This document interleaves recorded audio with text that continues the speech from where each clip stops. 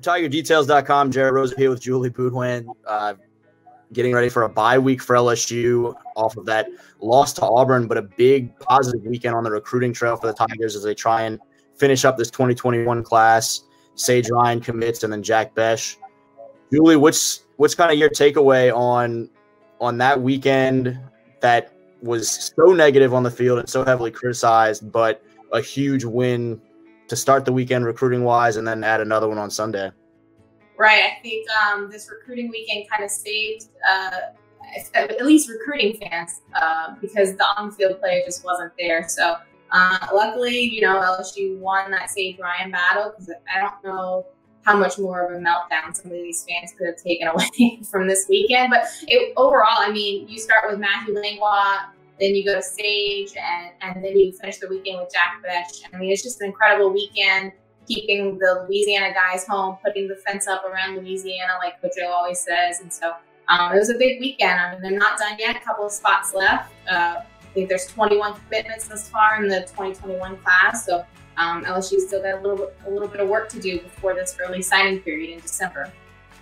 We talked a lot leading up to that Sage announcement, and other than us, really, our site, everyone was sticking with Bama leading into that announcement, and Bama certainly made a great push in the late weeks for Sage and made it far more interesting than I think anyone thought it was going to be for most of his recruitment. And he was a guy that, because of all those family connections, could have been as bad of a loss as anyone, because he should have been someone that they were able to keep. Also, position-wise, that team needs safeties badly, and so his addition to this class was huge. Right. I mean, you mentioned it. They need safeties are one of the positions of need, must-haves. I mean, this is a guy that is in your backyard. You've been recruiting him for years. His family members on your staff. If they didn't pull this one off, I mean, you can put this up there. I mean, the fans like to say, Dylan Moses, Patrick Surtain, some of those other guys, a couple of, Ishmael, who picked Alabama over LSU, is obviously in the portal now. A couple of those, but Devontae Smith, those guys. This would have been up there, and you can even argue that this would have been bigger than all of those, just because it is such a position of need for this next class. They add Jack on Sunday, and we had a chance to go spend some time with he and his buddy Walker Howard, the 2022 quarterback commit, and their families on Sunday. Obviously super exciting for those guys and their families. But Jack also has continued to improve his game and turn himself into one of the top 2021 prospects in this state. How nice of an addition was that for an offensive recruiting haul as they continue to try and find pass catchers for the future? I just got to say, I'm still happy for him, just because I mean, this was a dream come true for him. So you can just see it on his face. I mean, the kid was genuinely excited. And you don't, not that you don't see that much, but to have a childhood dream come to fruition like that, it was just really cool to be a part of, even if it was just a small part in making that video. But yeah, like you mentioned, we've been around Jack for a while now, especially on the 7-on-7 scene. And earlier this year, late last year, every time we saw him, I couldn't understand why he didn't have more offers. And then obviously COVID hit, and that didn't help things, because I think had he been able to get out to some camps over the spring, over the summer, these offers would have happened much earlier. He's a great addition to this class.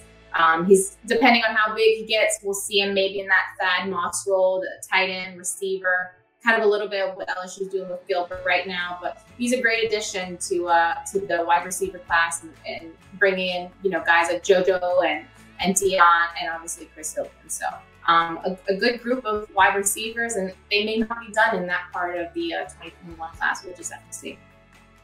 Another top name in the state that you worked around as much as anyone in Maason Smith. You had a chance to visit his All-America jersey presentation on Monday and chat with him about sort of where he's at with some things, including what he saw from LSU over the weekend on the recruiting trail and on the field. What were your takeaways from your time with Maason on Monday? Yeah, I haven't seen their games in a couple of weeks. I went to a couple other games instead of 2 there, so it's the first time I've seen him in a couple of weeks. And yeah, we talked a little bit about just where his recruitment's at and what he thinks of the on-field play that's going on at LSU right now. And, you know, he flat out said it has nothing to do with him. It doesn't affect his recruitment.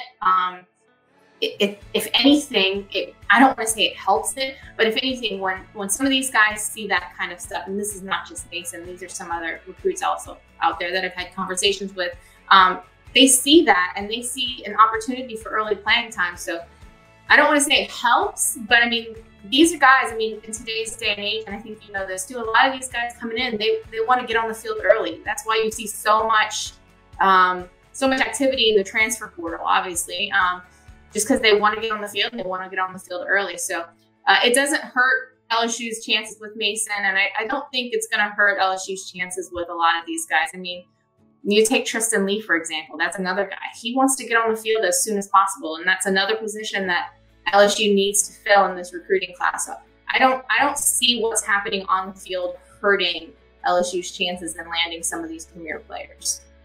That was a lot of Coach Orgeron's message on Monday was, first of all, I think a lot of fans seem to forget that this team won a national championship earlier this calendar year. And so there's a lot of positivity still to take in that regard. And when you see the way things are playing out in this weird fall, it shows an opportunity for some of these guys to come and get involved with a program that has had success and contended at the highest levels, but also now needs some reinforcements and guys that they've been building these relationships with for the past 2 years potentially see those holes as being places that they can step in and fill and get back to the top of that mountain at some point soon. Absolutely. It's kind of funny, though. They won the national championship. We're still in 2020. I mean, it was early this year. It seems like a lifetime ago. And this winter and this next signing day will be fast approaching. And so it'll be interesting to see what happens with Maason and Tristan and Corey Foreman and some of these other guys, Brian Thomas, that are heavily on LSU's radar. And as LSU tries to fill out those last 4 spots, certainly keep up with us at Tiger Details. She's Julie Boudwin, and I'm Jerit Roser. Thanks. Thanks, Jerit.